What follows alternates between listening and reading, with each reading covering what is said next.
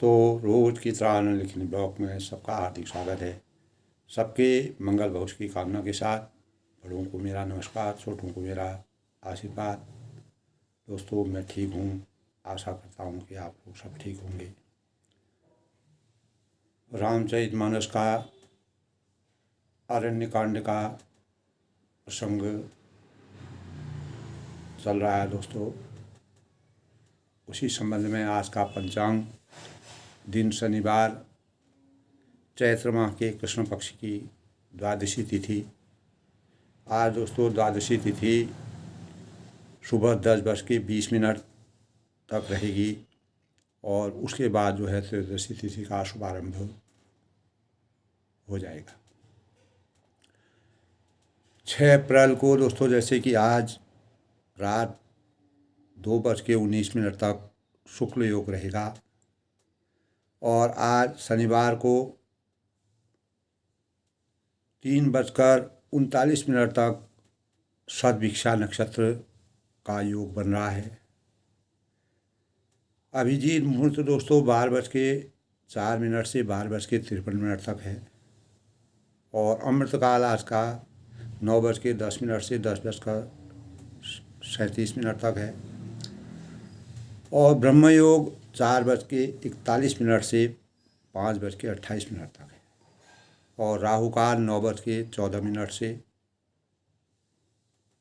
10:49 तक है। इस दौरान किसी भी शुभ कार्य को करना वर्जित है और सूर्योदय आज दोस्तों 6:05 और सूर्यास्त 6:42। चंद्रमा कुंभ राशि में प्रवेश करेंगे। इस प्रकार दोस्तों आज के सूक्ष्म पंचांग का वृत्तांत है। सद्भिक्षा नक्षत्र दोस्तों यह 24वां नक्षत्र 27 नक्षत्रों में से 24वां नक्षत्र कहलाता है। इसका स्वामी राहु, इसकी दशा 18 वर्ष व कुंभ राशि के अंतर्गत यह आता है। नक्षत्र का स्वामी राहु के साथ राशि स्वामी शनि है और राहु का प्रभाव दोस्तों शनि व्रत पर पड़ता है। इस राशि में इस राशि के जो जातक होते हैं वह साहसी होते हैं, दाता होते हैं, कठोर चित्त वाले होते हैं और चतुर भी होते हैं, महत्वाकांक्षी होते हैं और सात्विक और सदाचारी प्रवृत्ति के होते हैं।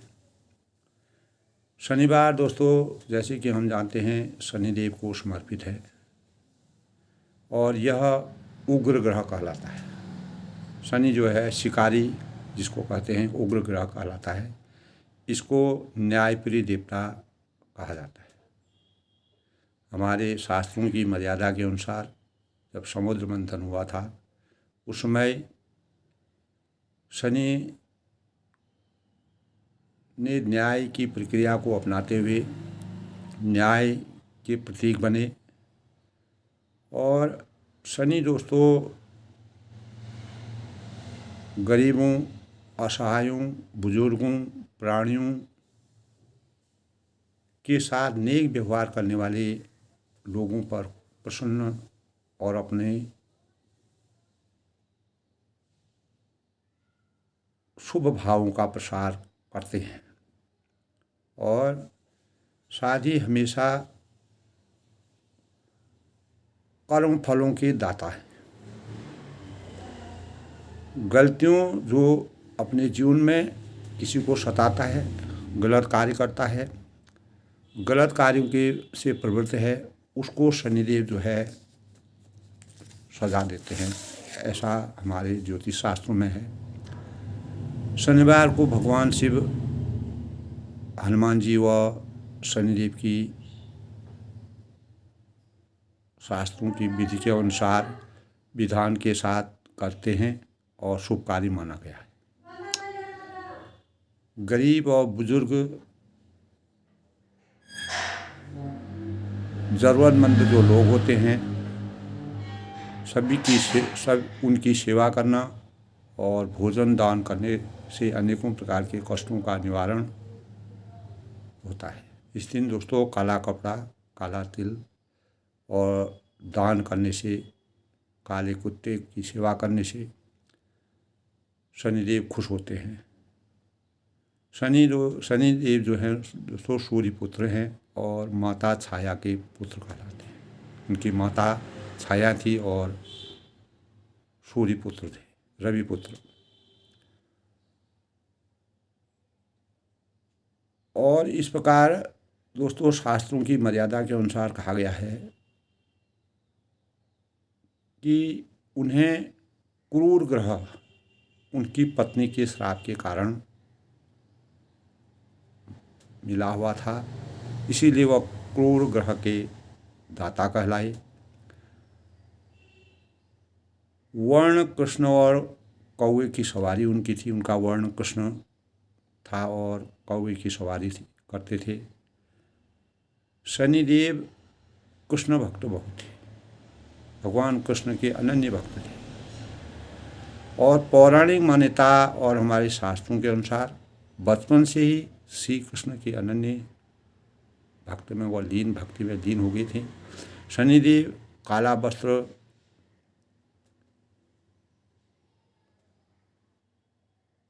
और काला तिल और सरसों का तेल, उड़द दाल, ये शनिदेव को भोग लगाए जाते हैं। पीपल के पेड़ की परिक्रमा करना, पीपल के पेड़ की उपासना करना। शनिदेव का वास पीपल के पेड़ में माना जाता है। इससे दोस्तों सरसों का दीपक जलाने से शनि दोषों से हमारे जीवन में मुक्ति मिलती है। और इस दिन दोस्तों खास तौर से कोयला है, नमक है, लोहे की चीज़ है, काले तिल है, उड़द है और झाड़ू है, इस प्रकार की चीज़ें इस दिन खरीदना नहीं चाहिए, वर्जित करना चाहिए। और दिशाशूल दोस्तों इस दिन पूर्व और ईशान दिशा में जाना वर्जित माना गया है, दिशाशूल माना गया है। शनि सबसे ज़्यादा दोस्तों खिचड़ी पसंद करते हैं, उड़द की खिचड़ी।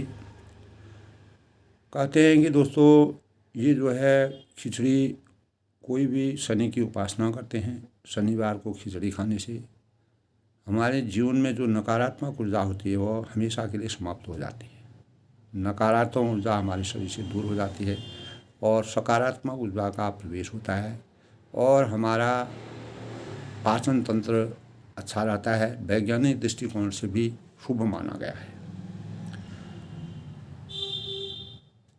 शनिदेव दोस्तों किसी भी जातक को अगर शनि खुश हो जाते हैं, प्रसन्न हो जाते हैं, तो किसी भी जातक के जीवन में अपार धन वर्षा करते हैं और अनेक प्रकार के शुभ भावों का संचार करते हैं। शनि जिस पर प्रसन्न हो जाते हैं, जीवन में दोस्तों प्रत्येक मानव के जीवन में 3 बार शनि की 7.5 अवश्य आती है। और हमारे कर्म जैसे होंगे उसके अनुसार शनि हमको फलों के दाता शनि कहलाते हैं। वह हमको फलों की दाता हैं, फलों को देते हैं। अगर हम अच्छे कार्य करते हैं जीवन हमारा अच्छा बनता है। अगर हमारे कार्य नकारात्मक हैं, किसी को सताना है, किसी से कोई चीज़ लूटपाट करनी है, चोरी करना है, डकैती करना है, गलत कार्यों में संलग्न रहना है, किसी को सताना है, किसी बुजुर्ग को सताना है, तो इस प्रकार की प्रक्रियाओं से शनि दोष लगता है, ये निश्चित है दोस्तों। इसीलिए शनि न्याय के देवता कहलाते हैं। और शनि मंत्र है दोस्तों ओम शम शनिश्चराय नमः। ओम शम शनिश्चराय नमः।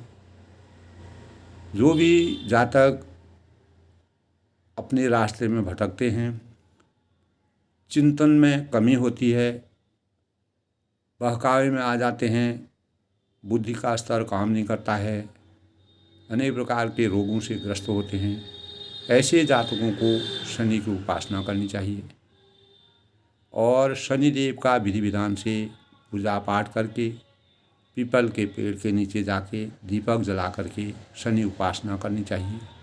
शनिदेव अगर आपके जीवन में जो भी पाप गलत कार्य किए हैं उनसे आपको छुटकारा देंगे और सत्कार्य की तरफ आपको प्रेरित करेंगे। इस प्रकार के भाव रामचरितमानस का दोस्तों, जैसे मैंने बताया, अरण्यकांड का प्रसंग चल रहा है। भगवान राम ने सबरी जो भिलनी थी, कंदमूल फल खाती थी, जंगल में सबरी का आश्रम था। पंचवटी से भगवान रामचंद्र जी जब आगे बढ़ते हैं, आगे बढ़ते बढ़ते जब वो सबरी के आश्रम में पहुंचते हैं, सबरी रात दिन परमात्मा का ध्यान लगाती थी। न बुद्धि थी, न विवेक था, न ज्ञान था, लेकिन परमात्मा का आशीर्वाद उसके अंदर था। तो भगवान रामचंद्र जी अंतर्यामी है, मर्यादा पुरुषोत्तम थे, आदर्श के स्वरूप थे। तो उन्होंने सबरी को मिलने की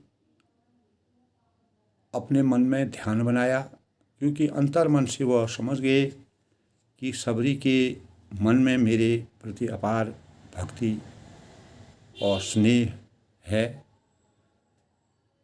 जब सबरी उनको मिलती है तो आदर सत्कार करती है, कंदमूल फल खिलाती है और मर्यादा पुरुषोत्तम भगवान जी बड़े भाव भीनी उनका आदर करते हुए और कंदमूल फल उनका रसास्वादन करते हैं और अपार हर्ष की अनुभूति करते हैं। तब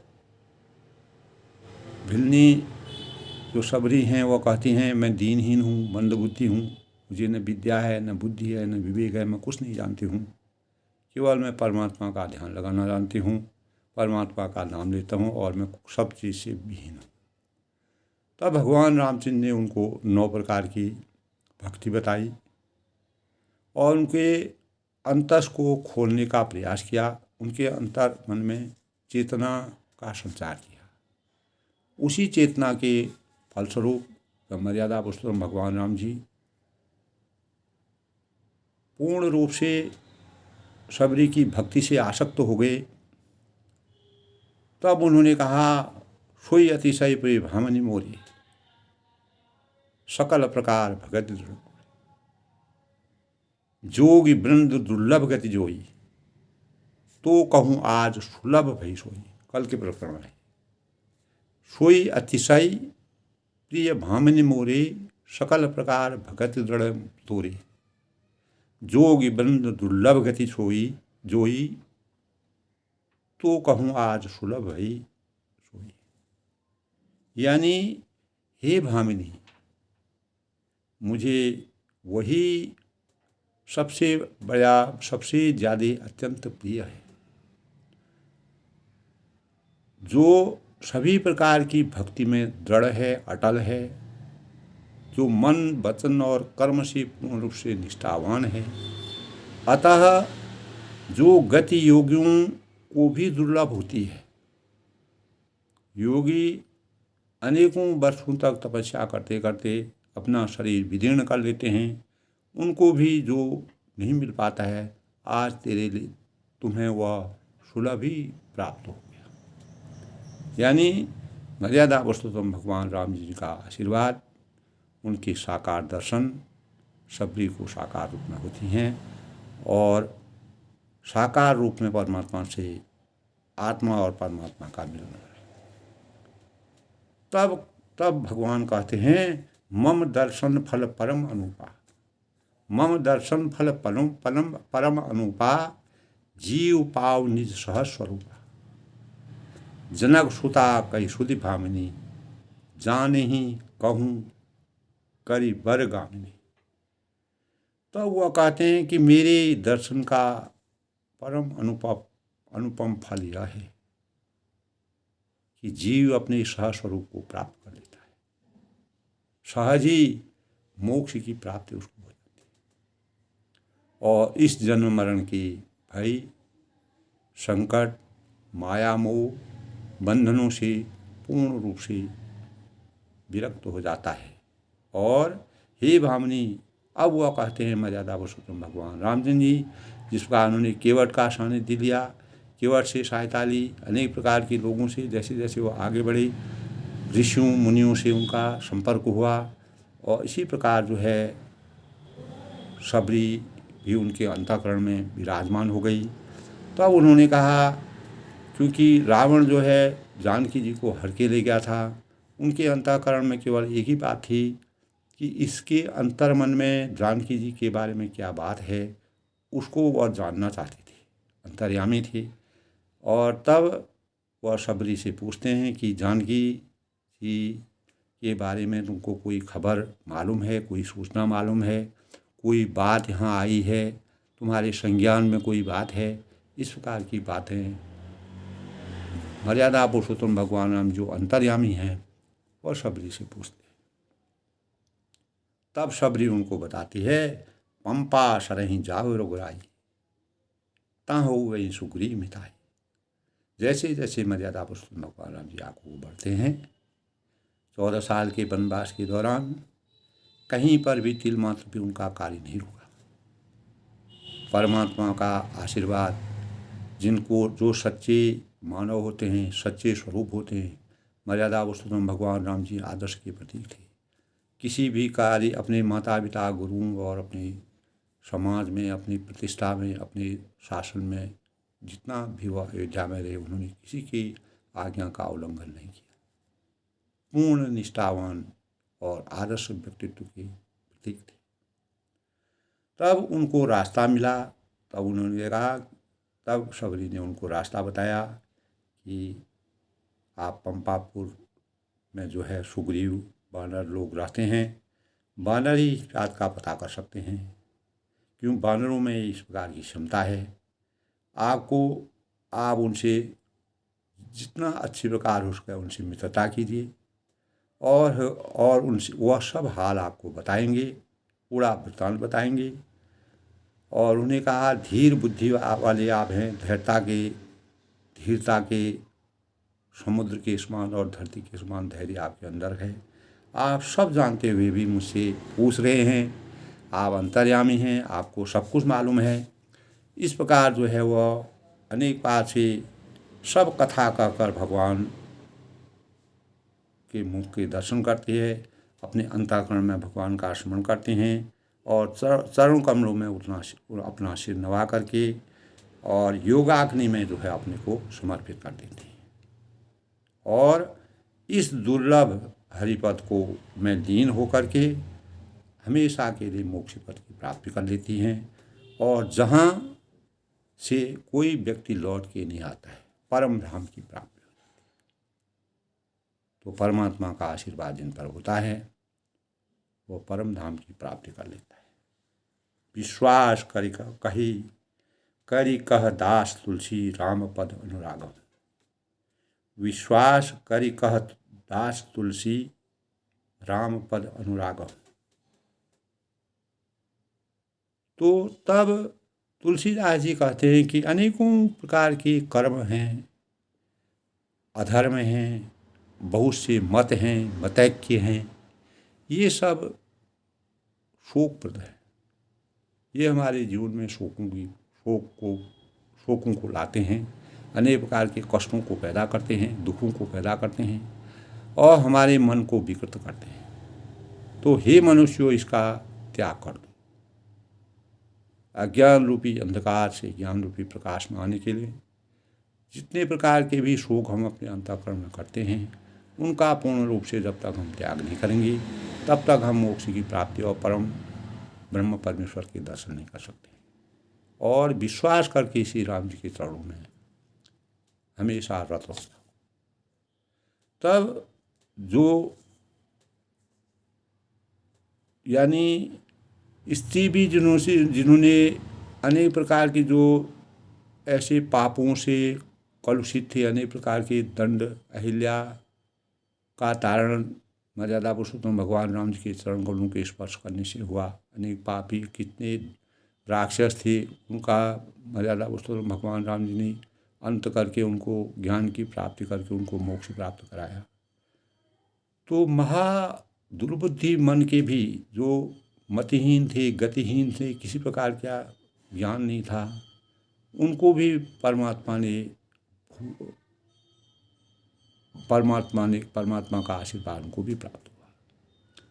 तो दोस्तों, होता क्या है कि जब ज्ञानी लोग जो होते हैं, जो ज्ञान के पिपासु होते हैं, जिनको ज्ञान होता है, तो वह परमात्मा का आशीर्वाद प्राप्त करते हैं। तो सागर मंथन में 14 रत्न जब निकले थे दोस्तों, तो कल्पवृक्ष उनमें से एक था। 14 रत्नों में एक कल्पवृक्ष था। आध्यात्मिक मान्यता है कि उसके नीचे बैठकर जो मांगा जाए वह फल हमको मिल जाता है। कल्पवृक्ष की इस प्रकार का वृत्तांत है। और ज्ञान भी कल्पवृक्ष की भांति होता है। जब सबरी को इस प्रकार का ज्ञान प्राप्त हो गया, तो ज्ञान प्राप्त कर मनुष्य अपनी हर मनोकामना को पूर्ति कर सकता है। तो आज लोगों में ज्ञान की कमी है। कहीं न कहीं हम अपने ज्ञान से हट रहे हैं। वास्तव में जैसे हम डिग्री प्राप्त कर लेते हैं, बड़ी बड़ी शिक्षा प्राप्त कर लेते हैं, तो ज्ञान प्राप्त हमको नहीं है। वास्तविक ज्ञान हमको नहीं। हमारे जो पूर्वज थे, ऋषि मुनि के पास ज्ञान का अपार भंडार था, और जो सात्विक ज्ञान था दोस्तों, और इसके जरिए उन्होंने खुद की और समाज की समृद्धि करने का कार्य किया, समाज को आगे बढ़ाया। और ज्ञान उन्होंने प्रकृति के बीच रहकर स्वाध्याय किया, स्व अध्याय किया, अपना निरीक्षण किया, और चिंतन मनन से प्राप्त जो उनका चिंतन था, मनन था, उससे उसको अर्जित किया। और इसी के बल पर उन्होंने महानतम ग्रंथों की रचना की, और वे अपने वातावरण में परिस्थिति और प्रकृति से बहुत कुछ सीख करके वर्तमान के लिए भी छोड़ गए। हमारे जो बुद्धिजीवी थे, ऋषि मुनि थे, अनेक प्रकार की जो आज अनेक प्रकार की जो दवाइयाँ बन रही हैं, आयुर्वेद की दवाइयाँ बन रही हैं, वह सब ऋषि मुनियों की देन है, जो आज हमारे शरीर में गुणात्मक प्रभाव डाल रही हैं। तो महानतम ग्रंथों उन्होंने लिख करके, और जो वर्तमान के लिए जो वह छोड़ के गए, वह ज्ञान हमारे वेदों में, हमारे पुराणों में, हमारे उपनिषदों में भरा पड़ा है। वही उसी ज्ञान के चक्कर में मर्यादा पुरुषोत्तम भगवान रामचंद्र ने मानव रूप में अवतीर्ण होकर के इस संसार में अपनी माया और अपनी लीलाओं का संचार किया। इस वितरण का यह अर्थ नहीं कि दोस्तों पुस्तकीय विद्या निरर्थक है। पुस्तकीय विद्या सब कुछ है, लेकिन विद्या ग्रहण करना और सच्चे ज्ञान की प्राप्ति दो पृथक बातें हैं। विद्या किसी ध्येय के लिए प्राप्त हो जाती है। हमको विद्या करके अपना भरण पोषण करना है, अपना अर्जित करना, अपने परिवार को बढ़ना है, जिसका पूरा न होने पर व्यक्ति संता, अगर वह हम पूरा नहीं कर सकते, उससे हमको किसी चीज़ की प्राप्ति होती है तो हम दुखी हो जाते हैं। तो जिससे पूरा न होने पर व्यक्ति संताप करता है, दुख करता है और ग्रस्त हो जाता है। और दूसरी ओर ज्ञानी जो स्वयं के लिए कुछ नहीं मांगता है, उनको स्वतः के लिए कुछ नहीं चाहिए। अनेक ऋषि मुनि जो है, जो कंदराओं में, जंगलों में, भीषण जंगलों में तपस्या कर रहे हैं, उनको किसी चीज़ की जरूरत नहीं है, तो वह दूसरों के लिए जीते हैं। आज कितने लोग ऐसे हैं जो न ग्रस्त में हैं, राजनीति में हैं, लेकिन ग्रस्त में नहीं हैं, सब कुछ छोड़ करके देश सेवा कर रहे हैं, राजनीति कर रहे हैं, अच्छे कार्य भी कर रहे हैं, कोई खराब कार्य भी कर रहे हैं। तो जो योगी लोग होते हैं, जो योग के साधक होते हैं, वह असली ज्ञानी होते हैं। वह दूसरों के लिए इस संसार में जीवन यापन करते हैं। और ज्ञान प्राप्ति एक अलौकिक शक्ति है दोस्तों। जिस प्रकार सबरी को कुछ भी मालूम न होने पर ज्ञान, एक प्रकार का ज्ञान उनके अंतःकरण में आया, जिसमें उनको परमात्मा की प्राप्ति हुई। सब कुछ न जानने के बाद भी, परंतु हमारे पाने के लिए यथासंभव प्रयास हमारे जीवन के लिए अनिवार्य है। उसमें लालसा प्रयास क्या था? परमात्मा से मिलने की, परमात्मा से स्नेह। स्वयं को सागर मंथन के जैसे साफ कर ही ज्ञान प्राप्त किया जाता है। तो डिग्री प्राप्त करना, विशारद लेना, बड़ी बड़ी चीज़ें प्राप्त करना, बहुत ही लोग ऐसे कार्यों को करने पर आतंकवाद में चली गई, भ्रष्टाचारी बन गई, स्वार्थी बन गई, लोभ लिप्सा में लिप्त हो गई, गलत कार्यों में वह हो गई, अनेक लोगों की हत्या करने लगे। इस प्रकार के समाज में, संसार में ऐसे लोग भी हैं। तो दोस्तों, वे पढ़ लिख कर यदि ज्ञानी बने होते तो मानवता को इस प्रकार से कुचलने का प्रयास नहीं करते। सच्चा ज्ञान अगर उनको होता तो स्वयं भूखा न रहकर अपने मुंह पर निवाला दूसरे को खिला देना और ज्ञानी होने का सतत प्रमाण दर्शाना। और ज्ञानी उस सागर के समान होता है दोस्तों, जिसमें नदियाँ अपना अस्तित्व छोड़कर स्वयं सागर बन जाने का प्रयास करती हैं। हम अनेक लोगों के सानिध्य में रह करके अपने अस्तित्व की और अपने भावों को सजोकर आगे बढ़ा करके एक सागर की रचना कर सकते हैं और खुद धन्य हो सकते हैं। लोक कल्याणकारी कार्य करके हम धन्य हो सकते हैं। इसके लिए हमको द्वेष है, स्वार्थ है, अपना पराया है, अयंग निजो परोवेति गणना लघुचेत सनम उदार चैत्राणाम तो वसुदेव कुटुंबकम।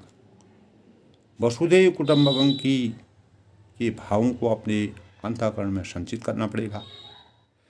इसी प्रकार जब सबरी थी, सबरी भी एकांतवास थी और अनेक प्रकार से भक्ति में लीन थी और परमात्मा ने, अंतर्यामी प्रभु राम ने उनको ऐसे अपने अंतःकरण में लिया, हमेशा के लिए उनको परम पद को प्राप्त करके मोक्ष भी प्राप्त कर लिया।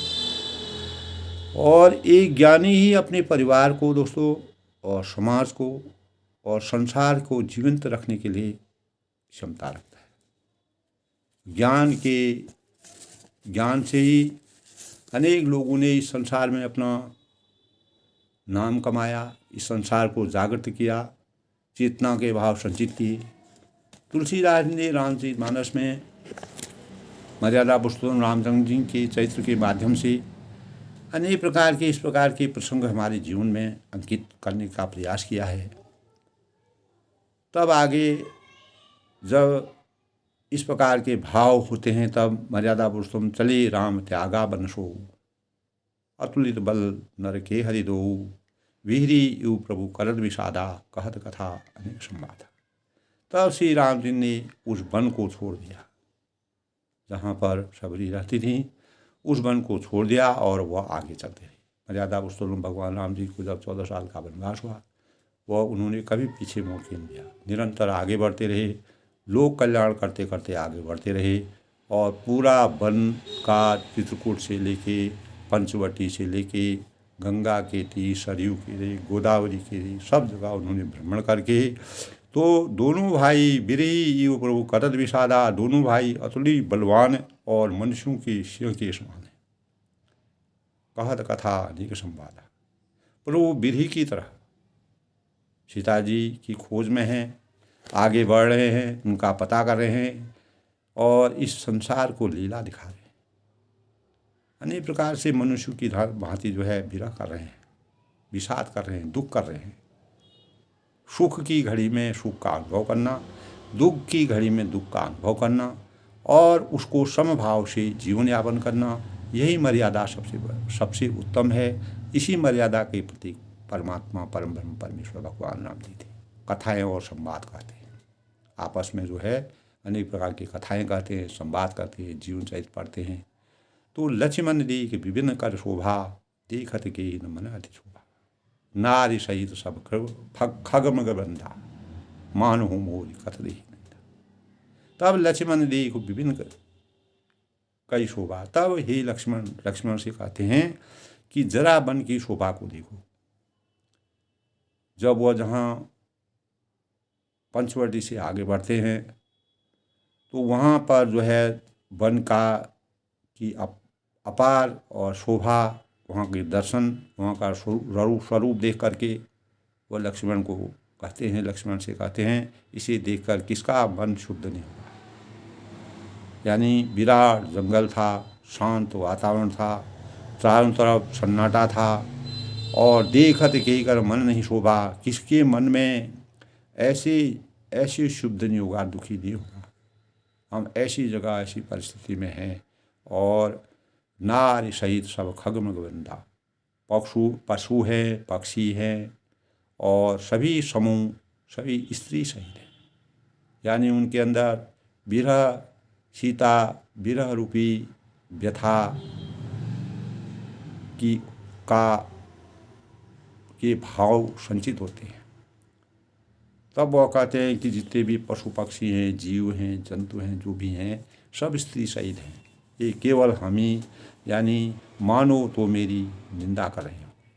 मैं स्त्री दुख में व्यथित हूँ। तो मर्यादा पुरुषोत्तम भगवान रामचंद्र जी ये एक प्रकार की लीला की कि स्त्री सुख और स्त्री के बिना पुरुष का जीवन और पुरुष के बिना स्त्री का जीवन कितना व्यथित है और कितना विरह वाला है, उसके भाव सबके अंतःकरण में एक दूसरे की आत्मा का परमात्मा से मिलन के भावों को वह व्यक्त करें। हमें ही देख मृग निकर पराही, मृगी कहें तुम कहाँ भई माही, तुम आनंद करो मग जाई, कंचन मृग खोजत गई भाई। तब वह मनुष्यों की तरह जो है अपने भावों को प्रकट करते हैं। हमको देखकर कहते हैं लक्ष्मण जी से कि हमें देखकर जब डर के मारे हिरणों के झुंड भागने लगते हैं, वह अपना रूप, अपना स्वरूप, मतलब उनको देख कर के वह भागने लगते हैं। और मृगी कहें तुम कहाँ भय नहीं, और हिरनियाँ उनकी कहती हैं कि तुमको भय नहीं है, किसी प्रकार का भय तुमको डर नहीं है, तो तुम आनंद करो मुगराई। तुम तो साधारण हिरणों में पैदा हुए हो और कंचन मृग खोजत ये आए, और अतः तुम आनंद करो। वे तो सोने का मृग खोजने आए, जो सोने का मृग था वह खोजने वो आए हुए हैं। इस प्रकार के भाव उनके अंतःकरण में आते हैं कि लोग हमसे इस प्रकार के भाव करें। उनकी लीला है, यही रामचरितमानस है, यही मर्यादा है। तब संग लाय करनी करिले ही, मानहु मोहि सिखावन देहि, शास्त्र सुचिंतित पुनि पुनि देखिया, भूप सुसेवित बस नहीं लिखिया। तब कहते हैं हाथी संग लाय करनी करिले ही, हाथी हथनियों के साथ लगा लेते हैं। और मानहु मोहि सिखावन देहि, वे मानो मुझे शिक्षा दे रहे हैं, मेरे अंतःकरण में ज्ञान प्राप्त कर, ज्ञान का संचार कर रहे हैं कि स्त्री को कभी अकेली नहीं छोड़ना चाहिए। तब परमात्मा जो है कहते हैं कि हमने एक बहुत बड़ा कार्य किया, बहुत गलती की, उस गलती का हमको पछतावा हो रहा है। तो कहते हैं तो बिना विचारे जो करे सो पासे पछताए, काम बिगाड़ो आपनो जग में हो दशा। तो परमात्मा को इस बात का भय है, संताप है, दुख है कि कहीं लोगों में किसी प्रकार की गलत भावनाओं का संचार न हो। तो वह कहते हैं कि भली भांति चिंतित किए हुए शास्त्र में बार बार देखते रहना चाहिए, स्त्री को कभी अकेले नहीं छोड़ना चाहिए। शास्त्र सुचिंतन पुनि पुनि देखिया, भूप सुसेवित बस नहीं ले। अच्छी तरह सेवा किए हुए भी राजा को बस में नहीं समझना चाहिए। अगर कोई राजा कितना भी प्रतापी हो और भली भांति चिंतन किए हुए शास्त्रों में बार बार देखते रहना चाहिए। यानी वे मानो मुझे शिक्षा देते हैं, इस प्रकार के भाव उनसे मेरे अंतःकरण में आ रहे हैं कि स्त्री को कभी भी अकेली नहीं छोड़ना चाहिए। राखिय नारी जदवि गुरमाही, राखिय नारी जदवि गुरमाही, जुगती शास्त्र वही बसनाही, देखूं तात बसंत सुहावा, देखूं तात बसंत सुहावा, प्रियाहीन मोही भय उपजावा। तब मर्यादा पुरुषोत्तम तुलसीदास जी ने यहाँ पर विरह का वर्णन किया है। मर्यादा पुरुषोत्तम भगवान रामचंद्र जी सीता के विरह में बहुत ही व्याकुल हो रहे हैं। मनुष्य रूप की कल्पना के साथ विरह का वर्णन कर रहे हैं और अपने आप को मानव रूप में अंतरित करके अनेक प्रकार के अंतर्यामी जो भगवान हैं अनेक प्रकार के लीलाओं का संचार कर रहे हैं। और कहते हैं राखिय नारी जतभी उर्माही जुबित शास्त्र में कई बन, यानी और स्त्री को चाहे हृदय में ही क्यों न रखा जाए, परंतु जुबती शास्त्र न प्रतिवश नहीं, परंतु युवती स्त्री शास्त्र और राजा, युवती है स्त्री है और शास्त्र, युवती है स्त्री शास्त्र है और राजा है। देखूं तात बसंत सुहावा, यानी स्त्री को चाहे हृदय में ही क्यों न रखा जाए, परंतु युवती स्त्री जो जवान स्त्री हो, शास्त्र हो और राजा हो, देखूं तात बसंत सुहावा प्रियाहीन मुड़ी भय उपजा। तब वो कहते हैं किसी के बस में नहीं है, स्त्री है शास्त्र है और राजा है, इन पर किसी का बस नहीं चलता है। हे तात इस सुंदर बसंत को देखो। बसंत ऋतु में अनेक पेड़ों में पुराने पेड़ों के पत्ते झड़ते हैं, पुराने पत्ते झड़ते हैं और नए पत्तों का संचार होता है, नए पुष्प आते हैं, फूल खिलते हैं, बगिया खिलती है, चारों तरफ हरियाली होती है और प्रकृति का वातावरण स्वच्छंद हो जाता है।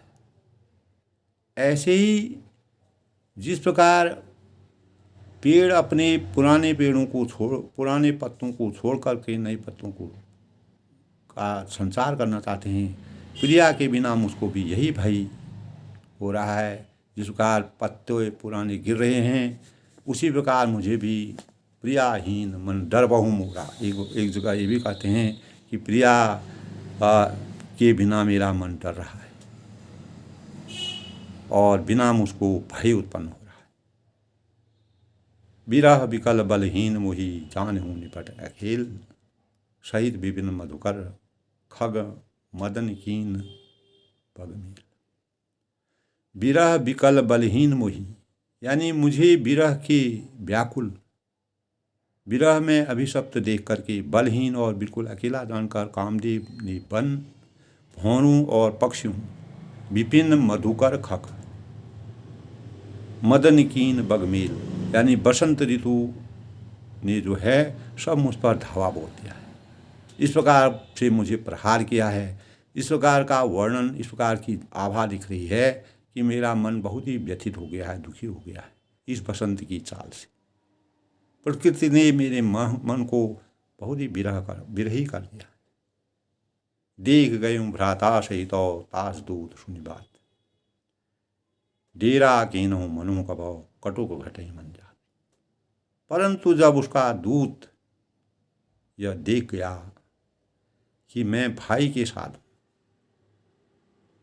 अकेला नहीं, ताश दूत सुनी बात, तब उसकी बात सुनकर कामदेव मानो सेना को रोककर डेरा डाल दिया। इस प्रकार के लक्ष्मण और रामचंद्र के बीच में जिस प्रकार की छठा बसंत ऋतु का आनंद लेते हुए मर्यादा पुरुषोत्तम भगवान राम जी सीता जी के विरह के बारे में अनेक प्रकार की भावनाओं को सोच करके बसंत ऋतु के आगमन पर अपने मन को इस प्रकार से दुखी करके, प्रसन्नता से हट करके, मन दुखी करके अनेक प्रकार की लीलाओं का संचार कर रहे हैं, ऐसे भावों को व्यक्त कर रहे हैं। तुलसीदास ने बड़ा ही हृदयस्पर्शी वर्णन किया। विटप विशाल लता रुझानी विविध बितान दिए रुझानी, कदली ताल बर जुआ पताका देख न मोह धीर मन जागा, यानी विशाल वृक्षों की लताएं उलझी हुई ऐसी मालूम होती हैं मानो नाना प्रकार के तंबू तान दिया। इस प्रकार का दृश्य देख रहे हैं। केला है जैसे कदली ताल बर दुआ पताका, ताड़ है सुंदर ध्वजा है पताका के समान हो गए। इन्हें देखकर वही नहीं मोहित होता है जिसका मन धीर है, जिसके मन में धीरता है, धैर्यवान जो है वही इनको देख के नहीं विचलता है, अन्यथा सब लोग इसको ऐसी प्रकृति की छटा को देख करके बिखरे। विविध भांति फूले तरुणाना जनु बानते बने बहुबाना, कहूँ कहूँ सुंदर बिटप सुहाई जनु भट बिलग बिलग बिलग होई छाई। यानी अनेकों वृक्ष नाना प्रकार के फूले हुए हैं। उनका दृष्टांत देख रहे हैं, उनका वृत्तांत देख रहे हैं, उनकी शोभा देख रहे हैं, मानो अलग अलग बाना यानी वर्दी धारण किए हुए, ऐसा वो अनुभव कर रहे हैं अपने अंतर। तुलसीदास ने इस प्रकार का बहुत ही भाव वर्णन किया है, प्रकृति की छटा का वर्णन किया है। कहूँ कहूँ सुंदर बिटव सुहाई, और बहुत से तीरंदाज वृक्ष चारों ओर अपार शोभा से आच्छादित हैं। मानो ऐसा लग रहा है कि योद्धा लोग अलग अलग होकर छावनी डाले। इस प्रकार से प्रकृति का की छटा का वर्णन किया है। कूजत पिक मानहु गज बांधे, ढीक मकोड़ मूड बिसराते, मोर चकोर कीर बरबाजी, परावत मराल तब ताजी। तब कोयल है, यानी कोयल है और कोयल गूंज रही है। कोयल का गूंजना शुभ माना जाता है दोस्तों। कोयल का गूंजना, कोयल की बोली बहुत ही शांत, जो बहुत ही सुरीली होती है, और जो जिसकी आवाज़ में, जिसके कंठ में कोयल की जैसी वाणी होती है, उसमें सरस्वती का वास होता है। ढीक मखोल ऊँट बिसराते हैं, और चिंगार हैं, अनेक प्रकार के जानवर, ढीक हैं, महोख हैं, पक्षी हैं, ऊँट हैं, खच्चर हैं, मोर चकोर तोते, कबूतर, मोर चकोर कीर बरबाजी, कबूतर और हंस मानो सब सुंदर ताजी अनेक प्रकार की प्रकृति की छटा को देख करके, पशु पक्षियों को देख करके, प्रकृति के वातावरण को देख करके रामचंद्र जी बहुत ही अधीर हो गए। तीतर लावक पदतर जूथा, बल न जाय मनोज बरूथा, रथ गिरी शिला दुम्भी पुराना, जातक बंदी गुनगन। तब तीतर और बटेर पैदल सिपाहियों के झुंडे हैं, और कामदेव की सेना का वर्णन नहीं हो सकता है। यानी कामदेव भी इस प्रकृति की छटा को देख करके वो भी हारमान हो गया है। इस प्रकार की विरह व्यथा, प्रकृति के साथ विरह व्यथा का वर्णन कर रहे हैं। तुलसीदास की अनोखी रचना है। पर्वतों की शिलाएं, रथ और जल के झरने नगाड़े हैं, पपीहे के भाड़ हैं, और गुण समूह यानी चातक बंदी गुणगन वर्ण, और अनेक प्रकार के पपीहे के भाट हैं जो गुण समूह या बिरदावली का वर्णन करते हैं। मधुकर मुखर भीर सहनाई, त्रिविध बयार बसीती आई, चतुरंगिनी सेन संगलिनी, विचरत सबई चुनौती दीनी। भोनों की गुंजार भेरी और सहनाई जैसी लग रही है। जिसका सहनाई शादी विवाह में गाई जाती है, उसी प्रकार का आनंद परमात्मा जो है प्रकृति से ले रहे हैं।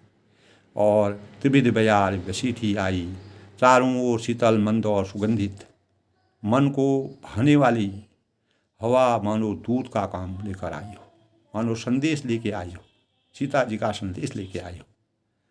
चतुरंगिनी सेन संगलिनी, इस प्रकार चतुरंगिनी सेना शारदे कामदेव मानो सबको चुनौती देता हुआ विचर रहा, चारों ओर भ्रमण कर रहा है। इस प्रकार की प्रकृति की छटा को देख करके कामदेव का स्वरूप भी ढीला हो गया, वो भी नतमस्तक हो गया है। लक्ष्मण देखत काम अनिका, रहें धीर तिनके जगलिका। तब हे वह बार बार कहते हैं कि हे लक्ष्मण, देखत काम अनिका, कामदेव की सेना को देखकर जो धीर बने रहते हैं, जो धैर्यशाली बने रहते हैं, रहें धीर तिनके जगलिका, जगत में उन्हीं की वीरों की प्रतिष्ठा होती है। ऐसे ही वीरों की प्रतिष्ठा इस संसार में की जाती है। एक हैं एक परम बर नारी। इस कामदेव की एक स्त्री का बड़ा भारी बल है। इस कामदेव के एक स्त्री का बड़ा भारी बल है। तेहि तैं उबर सुबड़ सोई भारी। उससे जो बच जाए वही श्रेष्ठ योद्धा होता है। कामदेव की स्त्री का नाम रति था।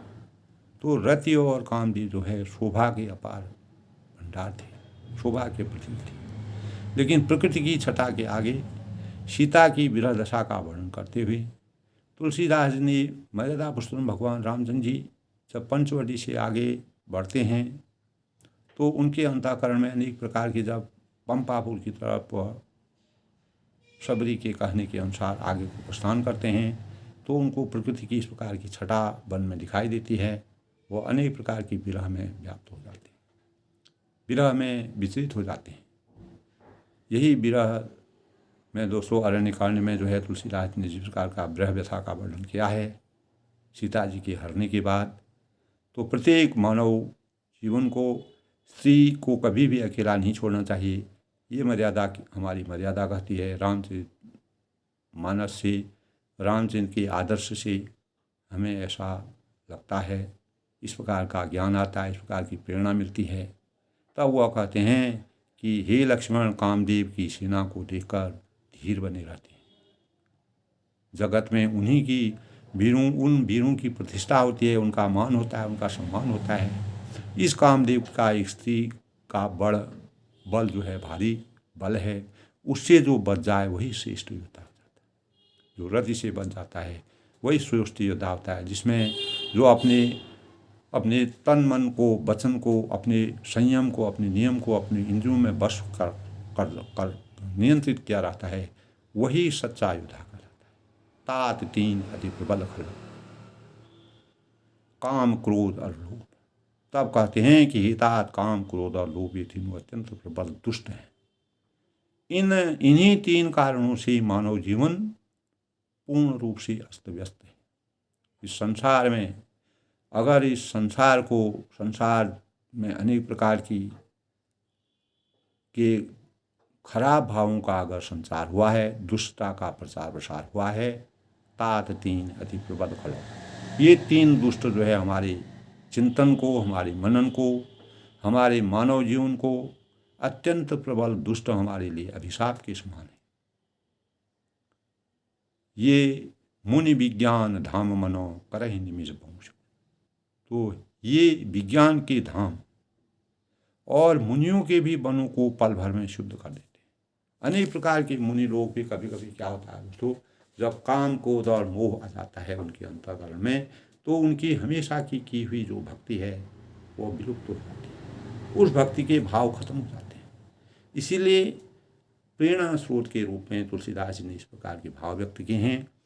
अगर हमको सही मार्ग का अनुसरण करना है तो इस संसार में काम क्रोध और मोह लोभ, जिस प्रकार रावण ने काम क्रोध और लोभ के कारण स्त्री का हरण करके, जानकी जी का हरण करके अनेक प्रकार के अत्याचारों के भावों के संसार में बुराइयों को जन्म देने का कार्य किया, वही कार्य जो है, क्योंकि उसके अंतःकरण में काम क्रोध और लोभ था, यही जो खल हैं, इन दुष्टों का हमको, इन तीन दुष्टों को हमको अपने जीवन से हमेशा के लिए, जिस प्रकार राक्षसों का अंत किया उस प्रकार ये राक्षसी के समान, राक्षसों के समान ये भाव हैं, इन भावों को अपने अंतःकरण से समाप्त करना पड़ेगा।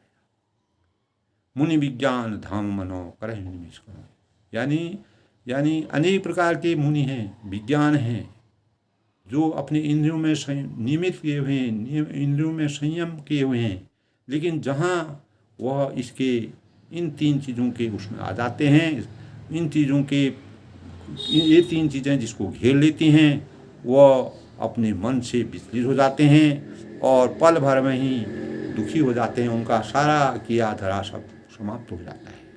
लोभ की इच्छा दंभ बलो काम के केवल नार, क्रोध के परस वचन बलो मुनिवर कहीं विचार। लोभ की इच्छा दंभ बलो, तब भगवान कहते हैं कि लोभ को इच्छा और दंभ का बल है। लोभ जो होता है वह इच्छा और दंभ घमंड का बल होता है, और काम के केवल नारी, और काम को केवल स्त्री का बल है। हमारे अंदर जो काम वासना आती हैं स्त्री के बल के कारण आती है, और क्रोध के पुरुष वचन बलाओ, और क्रोध को कठोर वचनों का बल है। अगर हम गलत बोलते हैं, कड़वे वचन बोलते हैं, हमारे वाणी में संयम नहीं है, हम असंयमित भाषा बोलते हैं, असहनीय भाषा बोलते हैं, गलत भाषा का प्रयोग करते हैं, अनुचित भाषा का प्रयोग करते हैं, तो वह हमारे लिए क्रोध एक कठोर अभिशाप के समान है। मुनिवर कहीं विचार, श्रेष्ठ मुनि विचार कर ऐसा कहते हैं। ये मुनियों का ज्ञान है, ये नीति कहती है, ये मर्यादा कहती है। इसी मर्यादा के अनुरूप इस संसार में प्रत्येक मानव को अपने जीवन को व्यतीत करना चाहिए, ज्ञान का संचार करना चाहिए। लोभ है, क्रोध है, काम क्रोध और लोभ को जब तक हमारे अंतःकरण से इसकी समाप्ति नहीं होगी, तब तक हम वास्तविक जीवन की प्राप्ति कर सकते हैं और परमात्मा का प्रसाद प्राप्त कर सकते हैं। इस प्रकार का ज्ञान विरह के दशा में मर्यादा पुरुषोत्तम भगवान राम जी के अंतःकरण में आए। वही इस संसार में बिखेरने के लिए तुलसीदास जी ने अनेक प्रकार की इस प्रकार की रचना की है।